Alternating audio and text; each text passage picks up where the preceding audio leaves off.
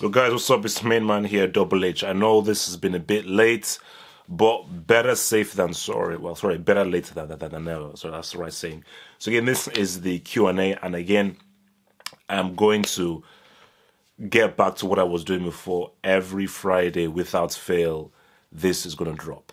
Okay, so every Friday without fail, this is going to drop. So as you can see from my voice, I'm still recovering from a cold. I've got a very intense sore throat. So again, excuse me if I sound like flipping Darth Vader who smoked 16 cigarettes. So okay, without further ado, let's start off. So this one is from Kofi Boateng 500.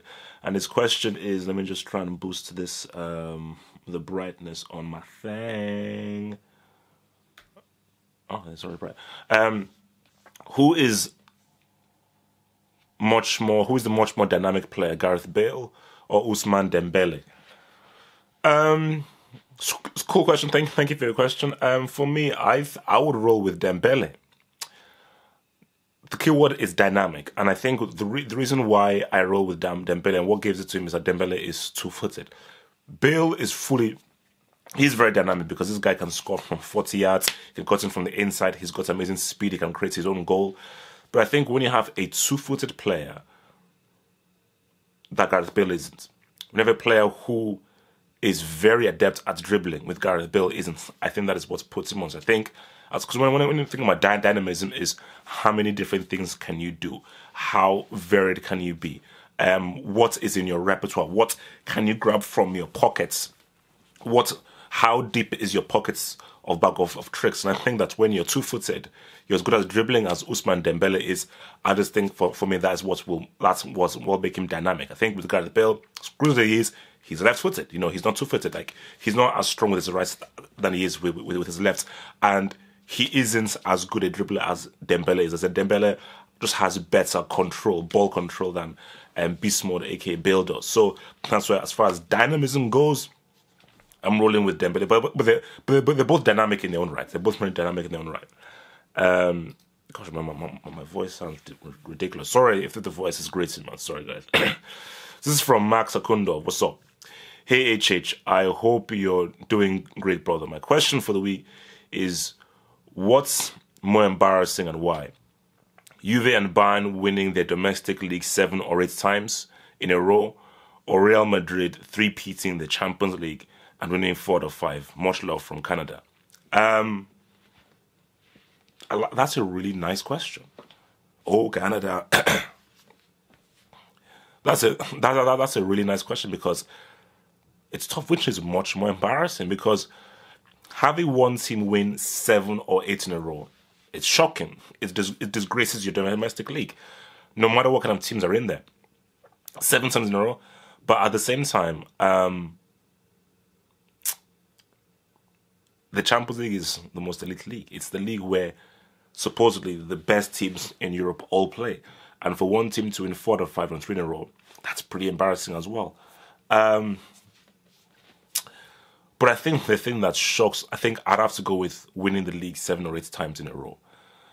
Because 7 is more than 3. 7 is more than 4. So, and I think that when you look at how grueling a 38-game season is, how many matches you have to play, the amount of opportunities that are there to beat this team, and the amount of opportunities that are there for this team to lose, to still win, I think is flipping crazy.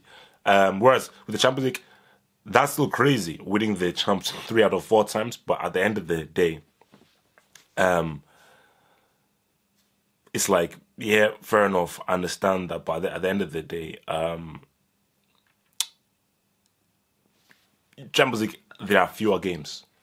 It's still bad. I told him it's still bad. I still want the Champions League people to really suffer for that. It's still bad, but you know what? You know, it is what it is. 7 times winning your domestic league is madness. I'm sorry, and that is why I've had this kind of crusade against football needs to change, and it needs to be a change. That we look at what Juve and Bayern are doing in the domestic league. It's embarrassing. It is truly embarrassing. So I think for me, that is far more embarrassing than what Real Madrid did, because it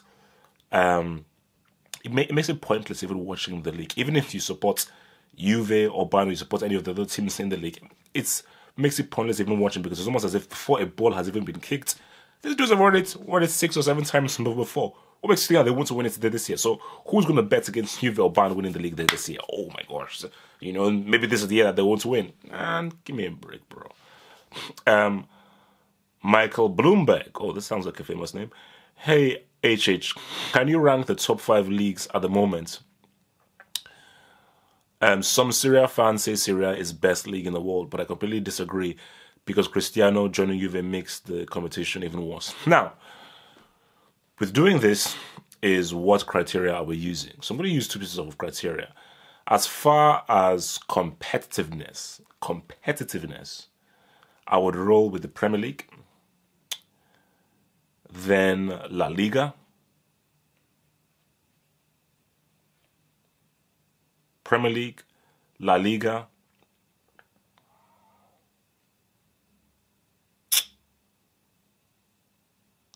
Serie A, Bundesliga, Liga 1. That's all I roll. That's all I roll. So that's for competitiveness. For footballing quality and level of football, technical quality, La Liga, Serie A,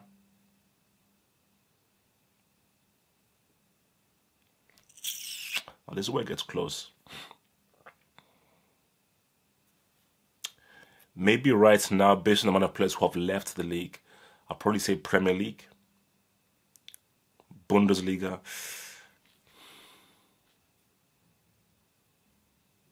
I'm going to say Bundesliga, Premier League, and then Liga 1. Because I think when you see Hoffenheim or any team play Bayern, they have to play defensive. But when you look at, let's say, Schalke, Hoffenheim, Dortmund, Leverkusen, Dortmund, the games are pretty decent. You know, I mean, they move the ball around, the games are pretty decent. I think in the Premier League, I just think that there's a culture of being very aggressive, very attacking, and I don't know really, it doesn't really breed good football. And I think this goes to the English mentality towards football from grassroots, which I know, playing in school and so on and so forth in England. So, I mean, Bundesliga and Premier League, I think it goes up and down, so you can, that's interchangeable, but definitely top 2. Definitely like La Liga 1, Serie A 2. For sure, I think La Liga ends up right behind Bundesliga and the Premier League. Thanks for the question. Manfred Gunza, hey HH, who do you think is the best footballer never to play for their country and the best player never to play in the World Cup? I love this question. I was actually thinking long and hard about this. Best footballer never to play for their country. Now, I'm not sure how many caps he got, but I don't think that he really played. I think he might have played, but I don't think he really played prominently. And I'm going to say Matt Letizia.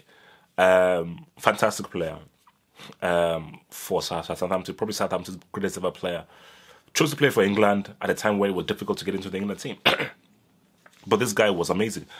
And I think it's unfortunate that we never saw him at a tournament. And I think if he could rewind back time, I think Letizia, because he was born on the Channel Islands, shouldn't have opted to play for, like, let's say, a Scotland or a Northern Ireland or somewhere where he would have definitely been in the team and would have probably been at a World Cup. Because if he had opted to play for Scotland, he would have been in France in 1998 and would have been playing at a World Cup for Scotland in France 98. Best player never to play in the World Cup. I'm probably going to say Eric Cantona. Because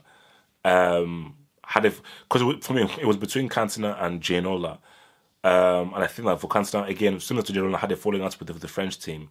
But I think Cantona deserved to be in the World Cup. So did Ginola, but if I had to choose, I think Cantona deserved to be in the World Cup. Fantastic player.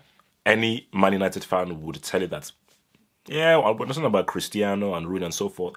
But a lot of United fans would say probably our finest player, our finest, most graceful player was Eric Cantona.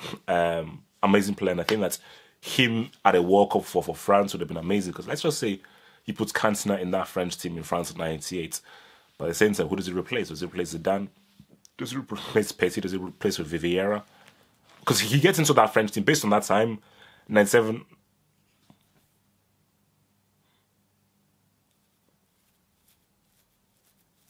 No? Now I'm thinking about it. I don't think Cantona was around in 98. I think Cantona's time to be in a World Cup was it that 94 or 1990? I remember France, dramatically didn't make it for the World Cup in 1994. But I still say best player never to play in the World Cup for me, Eric Cantona. Packed Mouse. HWH, I would be interested to hear thoughts on, obviously this was a long time ago, but it's still relevant, but revelation over a former City scout who referred to black players as BBQs, basically, which means big, black, and quick. As a long-time City fan, I know this not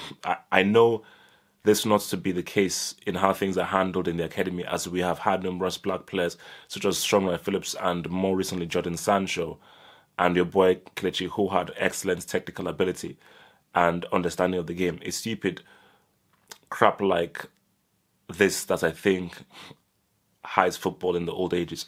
Yeah, for me, I think it's a narrative. Even for me, it was even if I felt that narrative playing in school for football, because I always played central midfield. Central midfield was always my thing because I liked to be in the middle. I loved doing through balls. I loved trying to dictate games, doing crossfield passes, and I just liked being in the middle of where things are. Like my brain just worked better on the pitch where I'm in the middle of the pitch in the center of midfield. But they always tried to put me on the wing. And one position I cannot play. Any position I can sort of adjust to, one position I cannot play in football is wing. I could never do it because too much of a restricted space. You're at the side, so my brain just couldn't work out how to be effective on the wing. And I kept on trying to drift in, and my me drifting in, I negated the whole point of being in the wing. But why did they put me in the wing? Because I was one of the fastest people in the school. So because I was one of the fastest people in the school, they said, oh, use your pace and your speed to be quick. I was like, yeah, I know I'm one of the fastest in the school, but when I play football in a much more technical way. I don't play football in using my speed kick and hoof. I play football in a way in which I wouldn't be passing the ball, moving the ball around, doing skills and trying to, create things. That's just how I thought. So when they put me on the wing, it didn't work, so I just got moved down. And then when I got moved down, I got moved back into midfield where I performed better. So I just think that, whenever a lot of these Neanderthals, which are some of these coaches who are Neanderthals, their brain has not really evolved yet, they look at a black player, they're like, you have to be, you'll either be strong or quick. And when I say to myself is that, as a manager and a coach, if all you can give me is speed and strength, get the hell out of my squad. I don't want you in my squad. Now, I like your strength and your speed, but you need footballing ability. So if you're in the wing, oh yes, your speed is an asset. You need to know how to beat a man. You need to have footballing intelligence. You need to be aware of what's around you. You need to know how to put in a good cross, either a long cross, low down, or high. If you can't do that, I don't care about your speed. Of course, I want your strength in midfield and defense. You need to know how to distribute the ball. You need to know how to read the game, how to intercept. You need to also know how to carry the ball and make good footballing decisions. If you can't and only can give me strength, get the hell off my team. Because at the end of the day, the strength and speed just gives you that extra edge over your opponent. But the foundation is this is a skill-based sport. It's a skill-based sport. And those teams that just want to put in quick, powerful guys, you're always going to lose. You're always going to lose against the team who are smarter and better and know how to use the ball and know how to use their speed and their strength in right ways. So, and for me, that is why England suffer. Because they have a very archaic view of football. All right, we'll get the white guys to do all the football and be our brain, and we'll get all the black guys to either be strong or go down the wing. And it's like, if you do that, because trust me, there are black players out there who they play football. They want to play football. So it's like having a very restricted view based on race and a stereotypical view based on race. Based, okay, he's black, he's either quick or strong. It's then you're holding your football back. You're holding your football back. So I think for that scout, look at that guys who are big, black, and quick. You're like, well, you're restricting how good your team can possibly be. So yeah, from Ifran Wahir, hello WH, my brother, huge fan and been supporting you for years, all the way from Senegal. Au Senegal, bonjour, bonjour. I wanted to ask you what you see is the current faults in the West Ham team and why you haven't thrown the whole club in the Brick Academy yet. Love that stuff and all. Keep it up, my main man. A new manager. When a new manager comes in, it's always going to be tough. And when I saw Pellegrini coming in, I was a bit hesitant because I believe Pellegrini was at Malaga before he came to Man City. The thing about it is I see what Pellegrini is trying to do with the players he's trying to bring in and the football he's trying to play. But it's a huge departure of what this West Ham team have been. Remember, this West Ham team have had,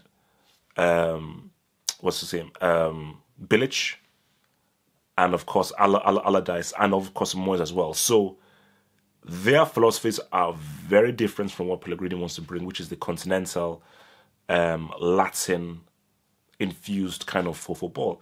And it's going to take time, because the players that the West Ham have are the kind of players that he had at Man City or he had at Malaga.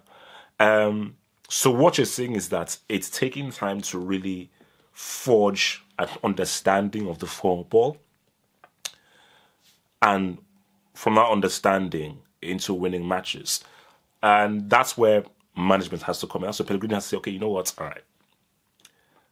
My goal is to get them to playing this certain way.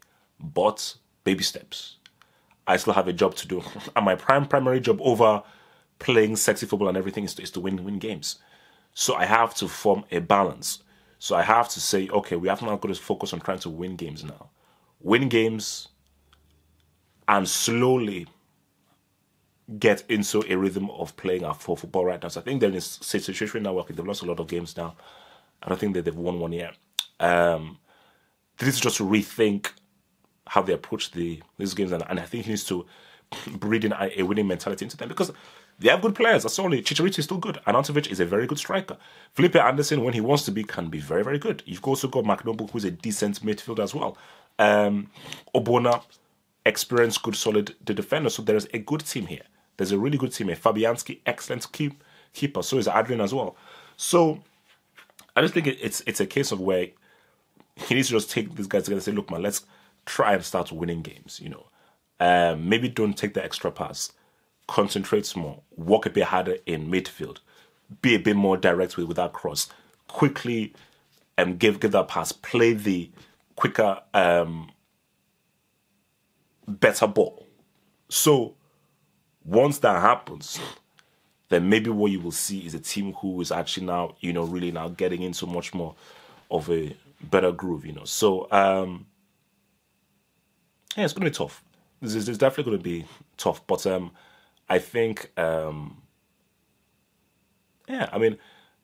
think eventually they'll get there. All right, guys, that's it for me. Remember to get your question answered, head to the website, scroll down and go to the contact me via the email, and send me over your questions via the website, halfoffootballhot.com. So I will see you next Friday with more questions. Peace out. Thank you for watching this video. Think about pledging and become a Half of Football Hot patron. Pledge an amount each month and gain access to exclusive videos from your boy, the Football Hot, for more analysis. Peace.